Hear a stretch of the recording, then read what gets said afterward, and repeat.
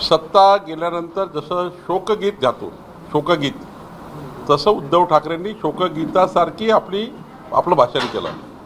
आणि मला पहिला प्रश्न विचारायचा आहे की उद्धव ठाकरे मुख्यमंत्री असताना 2022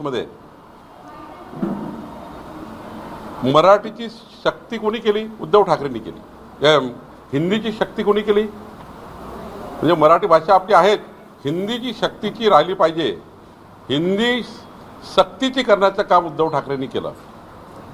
आणि मग आत्ता पद गेल्यानंतर आमच्यावर ते टाहो फोडतात आहे. माननीय मुख्यमंत्री देवेंद्र फडणवीसजींनी स्पष्टपणे सांगितलं आहे, मराठी भाषाच आमची शक्तीची भाषा आहे, मराठी भाषाच ही आमची त्या ठिकाणी मॅन्डेटरी आहे, ती कंपल्सरी आहे आणि हिंदी ऑप्शनल आहे. आणि याकरता माननीय देवेंद्रजींनी पुन्हा एकदा या राज्याची समिती तयार केली आहे, आपल्याला माहिती आहे. पण आजचा मेळावा मात्र मराठीचा करता नाही आहे,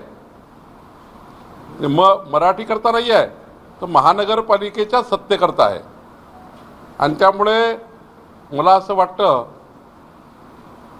एकदा गमावलेलं जे जनमत आहे ते पुन्हा मिळवण्याकरता हा एक नौटंकी आहे. ही या ठिकाणी एक भावंडाच्या नावाने एक महाराष्ट्रामध्ये किंवा मराठी माणसामध्ये किंवा मुंबईमध्ये सहानुभूती मिळवण्याचा प्रयत्न आहे.